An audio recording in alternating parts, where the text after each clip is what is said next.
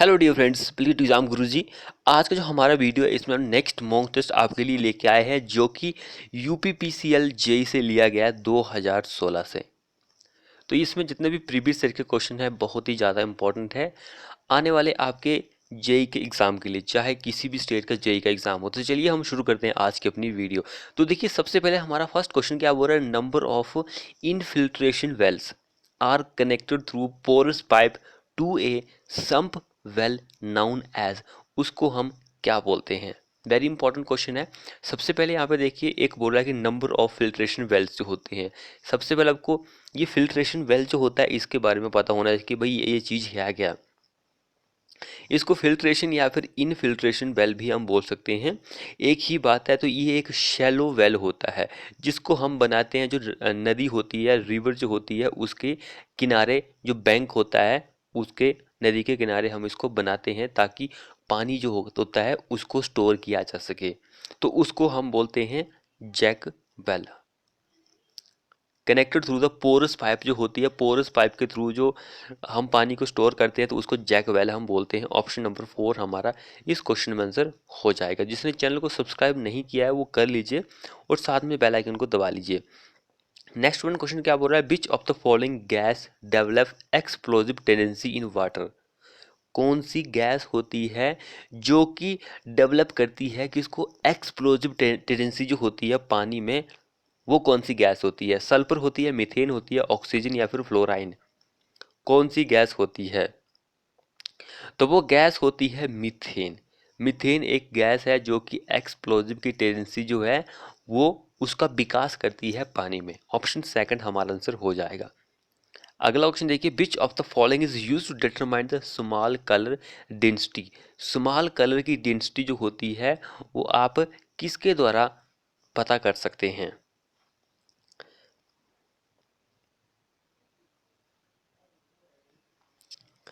तो very important question है ये। देखिए सबसे पहले हमारे पास टर्बिडी मीटर दिया गया है। तो टर्बिडी मीटर आपको पता है कि क्या मेजर करता है। ये यहाँ पे देखिए, यहाँ पर ही इसका आंसर दिया गया है टर्बिडी। तो ये टर्बिडिटी जो होती है पानी की उसको मेजर करता है ऑन ए सिलिका स्केल जो होता है। उसको हम किस में एक्सप्रेस करते हैं, टी यू में एक्सप्रेस करते हैं। जो टर्बिडिटी जो मेजर करता है सिलिका स्केल पर, उसको टी यू में एक्सप्रेस हम कर सकते हैं। बाकी यहाँ पे जो हमारा आंसर रहेगा, जो कि कलर डेंसिटी जो होती है उसको डिटरमाइन के लिए यूज करते हैं, वो टिंटोमीटर होता है। ऑप्शन थर्ड हमारा आंसर होगा इस क्वेश्चन में।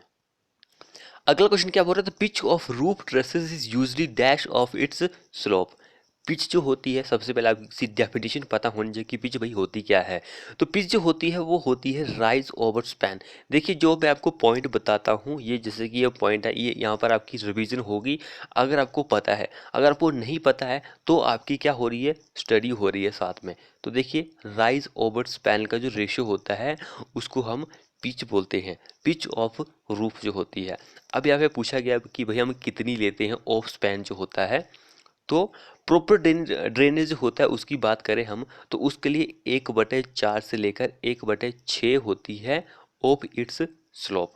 यानी कि यहाँ पे 1/4 हमारे पास आंसर दिया गया, तो हम इसको ही आंसर सही मानेंगे।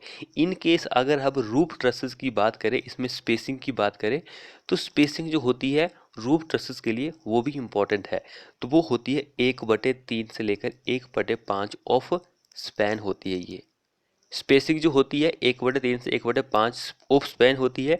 लेकिन जो पिच होती है 1/4 से लेकर 1/6 ऑफ स्लोप होती है। देखिए स्लोप और स्पैन किसके लिए क्या क्या है, ये चीज़ इंपॉर्टेंट रखती है आपके एग्जाम के पॉइंट ऑफ व्यू से। तो इसको आप याद रखिए कि किसके लिए भाई क्या होता है। नेक्स्ट वन क्वेश्चन क्या हो रहा है, what does the Mach number find its maximum significance. किसको फाइंड करता है, what does the Mach number finds its maximum significance, किसका फाइंड करता है। तो जहां पर हमारा फ्लूइड जो होता है कंप्रेसिबल होता है वो ही इंपॉर्टेंट होता है। ऑप्शन थर्ड हमारा इस क्वेश्चन में आंसर हो जाएगा। अगला क्वेश्चन देखिए, इन कोर्स ग्रेवल, कोर्स ग्रेवल है हमारे पास, स्पेसिफिक रिटेंशन जो होता है वो क्या होता है। स्पेसिफिक रिटेंशन जो होता है वो क्या होता है। देखिए सबसे पहले आपको इस क्वेश्चन को सॉल्व करने के लिए आपको ये स्पेसिफिक रिटेंशन जो दिया गया है इसको समझना बहुत ही जरूरी है। स्पेसिफिक रिटेंशन जो होता है इसको हम एस आर से डिनोट कर सकते हैं, ये एस आर से हम इसको डिनोट कर सकते हैं। तो इसकी जो डेफिनेशन होती है इसी में ही इसके बारे में आप बता सकते हैं कि भाई ये चीज़ ये है। तो स्पेसिफिक रिटेंशन होता है वॉल्यूम ऑफ वाटर, जो वाटर की वॉल्यूम होती है वो कितना रिटेन कर रही है ग्रेविटी को, ग्रेविटी जो होती है उसको कितना रिटेन कर रही है ओवर वॉल्यूम ऑफ सॉइल, ये हमारे पास स्पेसिफिक रिटेंशन होता है। सिंपल भाषा में आपको बताऊं, मान के चलो कि हमारे पास एक रॉक है, कोई बहुत ही बड़ी रॉक है, तो उस रॉक के पास कितनी कैपेसिटी है ग्रेविटी के अगेंस्ट वो पानी को रोक रही है। इट मीन्स कि वो अपने अंदर पानी को घुसने नहीं दे रही है, उसमें कितनी वो कैपेसिटी है, उसको हम स्पेसिफिक रिटेंशन बोलते हैं। तो ये चीज़ है स्पेसिफिक रिटेंशन। अब पूछा गया कि इन कोर्स ग्रेवल में कि स्पेसिफिक रिटेंशन क्या होता है, मोर लेस मॉडरेट या फिर मोर या फिर लेस, क्या होगा इस क्वेश्चन का आंसर। वेरी इंपॉर्टेंट क्वेश्चन है। देखिए जितना ज़्यादा आपका रिटेंशन होगा, इस क्वेश्चन को ऐसे समझिए, इसको ऐसे समझिए कि जितना ज़्यादा हमारा जो कोई साइज होगा, जैसे कि यहाँ पर कोर्स ग्रेवल दिया गया है, इसमें जितना ज़्यादा पोर्स जो होते हैं उसका साइज जितना ज़्यादा बड़ा होगा उतनी कम जो होती है कैपेसिटी होती है वाटर को होल्ड करने के अगेंस्ट ग्रेविटी जो होती है। सो ऑप्शन नंबर सेकंड हमारा इस क्वेश्चन में आंसर हो जाएगा। अगला क्वेश्चन क्या बोल रहा है, देखिए as compare to stone masonry, stone masonry को आप जब भी कंपेयर करते हैं किससे, ब्रिक मैसनरी से, इज मोर, ब्रिक मैसनरी बोल रहा है कि ज़्यादा होती है, क्या इसमें ज़्यादा होती है। तो सबसे पहले आपको इसके बारे में इसकी जो प्रॉपर्टीज़ होती है कि भाई जो स्टोन मैसनरी होती है उसमें क्या क्या प्रॉपर्टीज़ होती है, ब्रिक मैसनरी जो होती है उसमें क्या क्या प्रॉपर्टीज़ होती है, ये आपको पता होने की तब आप जाके ऐसे क्वेश्चन को सॉल्व कर सकते हैं। तो सबसे पहले मैं आपको यहाँ पे प्रॉपर्टीज़ बता देता हूँ कि भाई स्टोन में कितनी कैसी कितनी प्रॉपर्टी होती है, उसके बाद ब्रिक मैसनरी में कितनी प्रॉपर्टी कैसी कैसी किसी प्रॉपर्टी होती है। अगर हम स्टोन मैसनरी की बात करें, ये बहुत ही कॉस्टली होती है, बहुत ज़्यादा पत्थर लगते हैं तो पत्थर का खर्चा तो बहुत ही ज़्यादा होगा, एंड ये कंस्ट्रक्ट करने में बहुत ही डिफ़िकल्ट होता है। और इसमें जो हमारा कंस्ट्रक्शन होती है, ये कॉस्ट जो होती है वो कंस्ट्रक्शन जो होती है वो स्लो होती है, कॉस्ट तो ज़्यादा लगेगी लेकिन कंस्ट्रक्शन हम इसको बहुत ही ज़्यादा टाइम लगेगा भाई। आपको पता है कि पत्थर है तो बहुत ही ज़्यादा टाइम लगेगा, उसके बाद इसमें स्किल्ड लेबर हमें चाहिए, एंड इसमें जो क्वांटिटी होती है मोटार की वो बहुत ही ज़्यादा लगेगी, क्योंकि जितने ज़्यादा पोर्ट्स होंगे जितने ज़्यादा उसमें बॉइड, आपको आपने देखा होगा कि पत्थर में ज़्यादा बॉइड्स बनते हैं, तो इसलिए यहाँ पर मोर क्वांटिटी ऑफ मोटार लगेगी।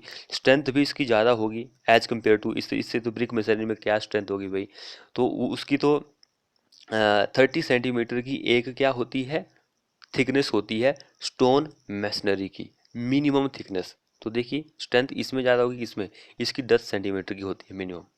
तो ये चीज़ है। प्लास्टरिंग जो होती है इसमें आप प्लास्टरिंग नहीं भी कर सकते हैं, आपकी मर्जी है, नहीं करेंगे तब भी अच्छी बात है। तो ये चीज़ यहाँ पर मैटर करती है। उसके बाद सरफेस जो होता है इसका मोर डैम्प प्रूफ होता है, फायर रेजिस्टेंस जो होता है बहुत ही कम होता है, ये ज़्यादा होता है। एंड इसमें जो बॉन्ड बनता है वो लेस प्रॉपर होता है, उतना प्रॉपर बॉन्ड नहीं बनता है इसमें, इसमें ज़्यादा बॉन्ड बनता है। तो यहाँ पर ही मैंने आपको सारी चीज़ें बता दी है, इसका आप उल्टा कर लीजिए और ये ऐसे हो जाएगा। तो इसमें आपको फायर रेजिस्टेंस ज़्यादा मिलेगा ब्रिक मशीनरी में, यही चीज़ है इसमें, बाकी और कुछ नहीं है।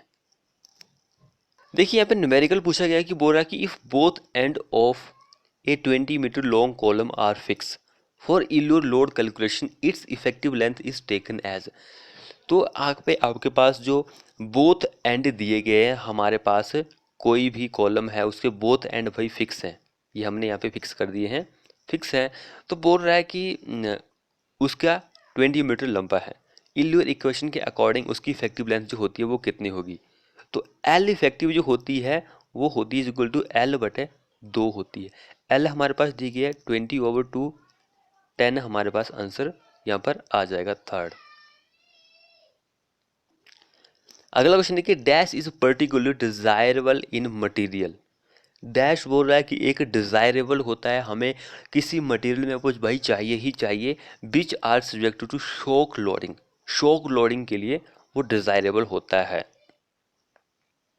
शॉक लोडिंग के लिए इसको हम ऐसे बोल सकते हैं कि it is defined as the ability of material, किसी मटेरियल की एक एबिलिटी जो एनर्जी को एब्जॉर्ब कर सकता है बिफोर फ्रैक्चर, तो उसको हम टफनेस बोलते हैं। टफनेस की प्रॉपर्टी जो होती है वो मटेरियल में होनी चाहिए शॉक को रेजिस्ट करने के लिए। ऑप्शन 4 हमारा इस क्वेश्चन में आंसर हो जाएगा। जिसने चैनल को सब्सक्राइब नहीं किया कर लीजिए, साथ में बेल आइकन को दबा लीजिए और वीडियो को अपने दोस्तों के साथ शेयर भी कीजिए। नेक्स्ट वन क्वेश्चन क्या हो रहा है, if pressure due to submerge weight of soil is equal to seepage pressure, effective pressure जो होता है वो कितना होता है। इफेक्टिव प्रेशर, तो वो इफेक्टिव प्रेशर जो होता है वो बिकम 0 हो जाता है। अगला क्वेश्चन देखिए, which of the following will least effect the per capita demand of water in A city. Which of the following will least effect per capita demand of water in A city, तो वो festival celebration जो होता है उसमें होती है, festival के celebration में होती है। अगला क्वेश्चन क्या बोल रहा है, cement and water when pour into form work for hardening normally takes dash days to acquire fix operation के लिए, तो 28 डे सभी को पता है कि भाई इसकी प्रोसेस में 28 दिन ही लगते हैं। आपको पता है कि जो स्ट्रेंथ होती है कंक्रीट की वो एज के साथ बढ़ती है, एज ऑफ लोडिंग जो होती है, जितना ज़्यादा टाइम होगा उतनी ज़्यादा स्ट्रेंथ जो आपकी बढ़ती जाएगी। तो ऑप्शन हमारे पास 28 आंसर बिल्कुल सही होगा। उसके बाद नेक्स्ट देखिए, if A vertical circular plate of diameter D is submerged in water, what is the depth of centre of pressure from the water surface, तो वाटर सरफेस से कितनी डेप्थ होती है, ये होती है। ऑप्शन 3 हमारा आंसर होगा यहाँ पर। कैपिलरी एक्शन जो होता है वो किसकी वजह से होता है। कैपिलरी एक्शन, ये हम क्वेश्चन जो है कई बार डिस्कस कर चुके हैं भाई। कैपिलरी एक्शन जो होता है ये एडेशन एंड जो कोहेजन होता है इन दोनों की वजह से ही आपको कैपिलरी एक्शन देखने को मिलता है। अगला क्वेश्चन क्या बोल रहा था, magnitude of earth pressure at rest is generally dash than limiting active pressure and dash than passive pressure, तो हायर एंड लोअर होता है, लोअर होता है। अब यहाँ पे देखिए क्वेश्चन क्या बोल रहा है कि the shearing strength of soil is due to, shearing strength जो होती है सॉइल की ड्यू टू, यहाँ पे 3 ऑप्शन हमारे पास दिए गए हैं, which of these is not correct, जो सही नहीं है वो हमें बताना है, नॉट करेक्ट। तो देखिए शेयरिंग स्ट्रेंथ जो होती है सॉइल की वो कोहेजन की वजह से होती है, स्ट्रक्चर को रजिस्ट करने की कैपेसिटी जो होती है उसकी वजह से होती है, एंड इंटरनल जो अंदर की जो फ्रिक्शन होता है उसकी वजह से होती है। इट मीन्स कि इनमें से कोई भी गलत नहीं है, सारे ही ऑप्शन सही है, ऑप्शन कोई भी गलत नहीं है। अगला क्वेश्चन देखिए,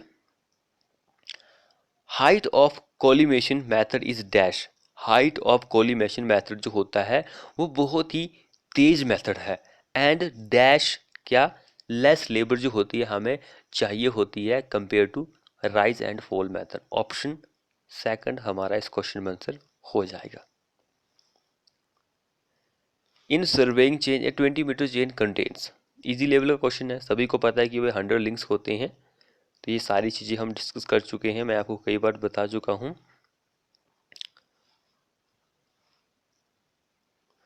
अब प्रीवियस ईयर का क्वेश्चन है तो वहाँ पर क्वेश्चन ऐसे ऐसे आ रहे हैं तो हमें डिस्कस तो करना पड़ेगा। नेक्स्ट वन क्वेश्चन क्या बोल रहा है, with respect to rise in temperature viscosity of liquid. Rise, rise का मीनिंग होता है कि हमारा जो टेम्परेचर है भाई इंक्रीज हो रहा है। इसको एग्जाम में कई बार ऐसे भी पूछा गया है कि with increase in temperature viscosity of liquid क्या होगी। With rise of temperature, temperature बढ़ेगा तो आपको पता है कि हमारी विस्कोसिटी क्या होगी, कम होती है। इजी लेवल का क्वेश्चन है, इसका आप उल्टा करेंगे तो हमारा इंक्रीज आंसर आएगा। कैसे, जैसे विद रिस्पेक्ट या फिर with decrease in temperature viscosity of liquid is increase, उल्टा भी आप क्वेश्चन बना सकते हैं। ऐसा नहीं है कि आप इस तरह का ही क्वेश्चन बनेगा, तो क्वेश्चन किसी तरह से भी बन सकता है, आपको ध्यान रखना है। अब देखिए एग्जाम में एक और भी क्वेश्चन पूछा जाता है कि भाई गैस के साथ क्या होता है, गैसेस जो होती है, अगर यहाँ पे पूछा जाए आपसे कि विद क्या होगा, राइज इन टेम्परेचर, हमारा टेम्परेचर बढ़ रहा है, विस्कोसिटी ऑफ लिक्विड की जगह ये पानी था, लिक्विड जो है गैस बोला जाए, तो क्या होगा भाई, तो क्या होगा, तो भाई इंक्रीज होती है। अगर हमारा टेम्परेचर बढ़ेगा तो विस्कोसिटी जो होती है गैसेस की वो बढ़ती है। ये पॉइंट आप याद रखिए। जो हमारे पास एक आइडल फ्लूइड होता है, आपको पता है कि उसके पास विस्कोसिटी नहीं होती है, जीरो विस्कोसिटी होती है, लेकिन रियल फ्लूइड के पास विस्कोसिटी जो होती है वो होती है। रियल फ्लूइड के पास विस्कोसिटी होती है, आइडल फ्लूइड के पास कोई वेलोसिटी नहीं होती है। और हमारे पास जो सॉलिड होता है, कोई सॉलिड बॉडी है, उसके पास भी कोई विस्कोसिटी नहीं होती है। इसको आप याद रखिए। तो यहाँ पर एक पॉइंट यहाँ पर ये भी निकलता है कि जो विस्कोसिटी होती है गैसेस की वो बहुत ही लेस होती है। लेस देन होती है किससे? जो लिक्विड होता है, लिक्विड से बहुत ही ज़्यादा कम होती है गैसेस की जो विस्कोसिटी होती है। इस पॉइंट को भी आप याद रखिए। ये भी इंपॉर्टेंट है, एग्जाम के पॉइंट ऑफ व्यू से हो सकता है कि आपको ये पॉइंट पूछा जाए तो आपको पता होगा तब आप टिक कर लगाएंगे। अगला क्वेश्चन क्या बोल रहा है? Number of arithmetical check in rise and fall method. Arithmetic check जो होते हैं वो कितने होते हैं भाई? तो अर्थमेटिक चेक जो होते हैं वो कितने होते हैं? 3 होते हैं। 3 3 3, देखिए 3 पर 3 दिया गया है, ऑप्शन हमारा बिल्कुल सही आंसर है। अगला देखिए, in surveying compass, surveyor compass जो होता है graduated ring is attach to. Graduated ring जो होती है वो आप बॉक्स के साथ अटैच करते हैं। ये कितना इजी लेवल का क्वेश्चन है।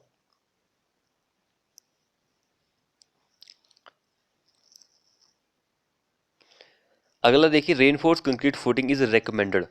रेन आरसीसी की जो फुटिंग होती है सिंपली रेकमेंड करते हैं हम कि भाई ये रेकमेंड किया कि ये यूज करो। वेयर बेयरिंग कैपेसिटी जो होती है सॉइल की वो क्या होती है? जहाँ पर हमारी वेयरिंग कैपेसिटी जो किसी स्ट्रक्चर को सहने की कैपेसिटी नहीं है उस सॉइल में, तो आप आरसीसी की फुटिंग रेकमेंडेड करते हैं। वो लो उसमें वेयरिंग कैपेसिटी होती है। इन हार्डवुड में एनुअल रिंग्स जो होते हैं आर, हार्ड रिंग जो होती है उसमें एनुअल रिंग्स जो होते हैं वो कैसे होते हैं भाई? अब देखिए कई स्टूडेंट इसको तो पता होगा, एनुअल रिंग्स हम इसको बोलते हैं, लेकिन इसको ट्री रिंग भी हम बोलते हैं, ट्री की रिंग्स भाई। और ग्रोथ रिंग भी हम इसको बोल सकते हैं। तो देखिए एक ही के मैंने 3 नामों को 2 नाम और बता दिए कि भाई इसको हम ट्री रिंग भी बोलते हैं, ग्रोथ रिंग्स भी बोलते हैं। तो ये आपको हर साल देखने को मिलती है, एवरी ईयर आपको ग्रोथ रिंग जो होती है वो देखने को मिलती है। अब पूछ रहा कि भाई हार्ड वुड जो होती है उसमें कैसी होती है? तो उसमें जो होती है वो कैसी होती है? Less distance and far apart होती है। ऑप्शन सेकंड हमारा इस क्वेश्चन में आंसर हो जाएगा। अगला क्वेश्चन देखिए, which of the following is longest. Longest कौन सा है? Base line. सभी को पता है कि बेस लाइन जो होती है वो सबसे लॉन्गेस्ट होती है। ये जो होती है ये आपको पता है कि चेक लाइन जो होती है एक्यूरेंसी को चेक करती है। उसके बाद टाई लाइन भी हमारे पास होती है, किसी चीज़ को जोड़ने के लिए ही होती है। टाई लाइन जो होती है 2 points fix point on the main survey line. ये 2 पॉइंट्स को टाई लाइन सभी को पता है कि जोड़ने के लिए। यार यहाँ पे जो ऑप्शन दिए होते हैं देखिए, ऑप्शन जो होते हैं ये अपने आप को खुद ही डिफाइन कर देता है। टाई, टाई लाइन देखिए, किसी चीज़ को जोड़ने के लिए टाई आप इस तरह से समझ सकते हैं कि भाई 2 चीज़ें हो सकती है, 3 चीज़ें भी हो सकती है। बेस लाइन, तो बेस लाइन है तो सबसे बड़ी लाइन तो यही होगी। उसके बाद देखिए चेक लाइन, चेक है। देखिए चेक करना क्या होता है आपको पता है कि हिंदी में इसका मीनिंग निकालेंगे तो चेक करना, किसी चीज़ को एक्यूरेंसी को चेक करना। देखिए खुद ही अपने आंसर बता देते हैं कि भाई मैं ये कहना चाहती हूँ। अगला देखिए, decrease in volume of soil mass under stress is called. उसको हम कंप्रेशन बोलते हैं। Decrease in volume of soil mass, soil की जो वॉल्यूम है वो वही कम हो रही है जब आप उस पर स्ट्रेस लगा रहे हैं, तो उसको हम कंप्रेशन बोलेंगे। कंप्रेशन हो रहा है भाई, वो कंप्रेस हो रही है। कंप्रेसिबिलिटी नहीं बोलते हैं, कंप्रेशन बोलते हैं। अगला क्वेश्चन देखिए, due to excessive pressure of the retain soil, जो रुका हुआ सॉइल है उस पर एक्सेसिव प्रेशर जो है, the retaining wall tends to move. तो रिटेनिंग वॉल जो होती है वो away from the backfill, away जो बैकफिल होता है उससे दूर जाती है भाई, उससे वो दूर जाती है। उसको आप क्या बोलते हैं? तो उसको हम क्या बोलते हैं? एक्टिव प्रेशर बोलते हैं। एक्टिव अर्थ प्रेशर जो होता है उसको हम बोलते हैं जहां पर हमारा दीवार जो होती है बैकफिल से दूर जाती है। अगला क्वेश्चन देखिए, a bending moment cause concavity upward will be taken as dash and called as dash bending moment, positive and sagging, positive and sagging हम उसको बोलते हैं। अगला क्वेश्चन देखिए, the consumptive used coefficient for crops like wheat, barley, flax and other small grains is approximately, तो कितने होते हैं 0.9। नेक्स्ट वन क्वेश्चन क्या बोल रहा है, for a body submerged in water, body जो है भाई डूबी हुई है पानी में, मेटासेंट्रिक हाइट जो होती है रोलिंग कंडीशन के लिए will be dash metacentric height for पीस्ट कंडीशन के लिए, तो लेस होती है, वो लेस होती है। मैग्नीट्यूड जो होता है डिप का एट इक्वेटर पर वो कितना होता है, इक्वेटर पर 0 होता है, पोल पर 90 डिग्री का होता है, पोल पर 90 डिग्री का डिप होता है, ये पोल जो होता है भाई। अब देखिए यहाँ पर मैं इस क्वेश्चन को भी मैं कई बार हम अपने चैनल पर डिस्कस कर चुके हैं कि भाई ये क्या होता है, फ्रॉग जो होता है ऑन टू द ब्रिक, तो ये हम क्यों प्रोवाइड करते हैं। देखिए आपको ऑप्शन में दिया हो ए बी सी डी, इस तरह से दिया हो कि भाई ये क्या करता है, तो वहाँ पर आपका जो आंसर होना चाहिए वो ये वाला होना चाहिए, प्रोवाइड ए की फॉर मोटार। अब यहाँ पे पूछ रहा है कि कौन सा सही है भाई, तो यहाँ पर तो दोनों ही सही है, क्योंकि ये मैन्युफैक्चर का नाम जो होता है उसको भी दर्शाता है कि भाई जो आपको पता है कि जो फ्रॉग होती है वो टॉप साइड पर आप प्रोवाइड करते हैं, कितना होता है 10 सेंटीमीटर की उसकी लेंथ होती है, लंबा होता है, एंड ब्रेड्थ जो चौड़ा जो होता है 4 सेंटीमीटर का होता है, डीप जो होता है 1 से 2 सेंटीमीटर का चौड़ा होता है, डेप्थ होती है सॉरी। तो ये होती है इसकी डिमेंशन, टॉप साइड में आप प्रोवाइड करते हैं, ये एक जॉइंट के लिए प्रोवाइड करते हैं ताकि जो ब्रिक एंड मोटार होता है उसके बीच में जॉइंट बना रहे, लेकिन यहाँ पर दोनों ही सही है। अगला क्वेश्चन देखिए, rivet joint is, rivet joint क्या है, रिवेट जॉइंट जो होते हैं वो दो तरह के होते हैं, lap and butt joint, lap and butt joint, option third हमारा इस क्वेश्चन में आंसर हो जाएगा। अगला क्वेश्चन देखिए, when the flow is such that 1/3 of the static head is consume in pipe friction, the power deliver by the given pipeline will be, क्या होगा, maximum होता है, मैक्सिमम होता है। अगला क्वेश्चन देखिए, a good malleable material possess, एक अच्छा मेलेबल मटेरियल जो होता है उसके पास क्या होती है, बहुत ही ज़्यादा प्लास्टिसिटी होती है, हाई डिग्री ऑफ प्लास्टिसिटी उसके पास होती है। मेलेबिलिटी की जो डेफिनेशन होती है वो भी आपको पता होनी चाहिए, कोई भी एक मटेरियल होता है उस पर हम हैमर मार मार के उसको एक पतली सी शीट में कन्वर्ट कर देते हैं विदाउट रप्चर, उसको हम मेलेबल प्रॉपर्टी बोलते हैं। अगर देखिए, as compare to high rate filter, high rate filter standard rate filter required, high rate filter standard rate filter required dash land area dash more area. Slow sand and rapid sand filter के बारे में आपको एक video provide कर दूंगा, उसमें मैं आपको एक्सप्लेन कर दूंगा कि भाई, क्योंकि यहाँ से जो क्वेश्चन पूछे जा सकते हैं आपसे, बहुत ही ज़्यादा क्वेश्चन पूछे जा सकते हैं, तो इसके बारे में आपको पता होगा तब आप इसको सॉल्व कर सकते हैं। अगला क्वेश्चन देखिए, piezometer is suitable for fluid related measurement which are, सभी को पता है कि पीजोमीटर जो होता है फ्लूइड का जो होता है मेजर करने के लिए हम यूज करते हैं, लेकिन स्मॉल एंड पॉजिटिव होता है, ऑप्शन 1 हमारा इस क्वेश्चन में आंसर हो जाएगा।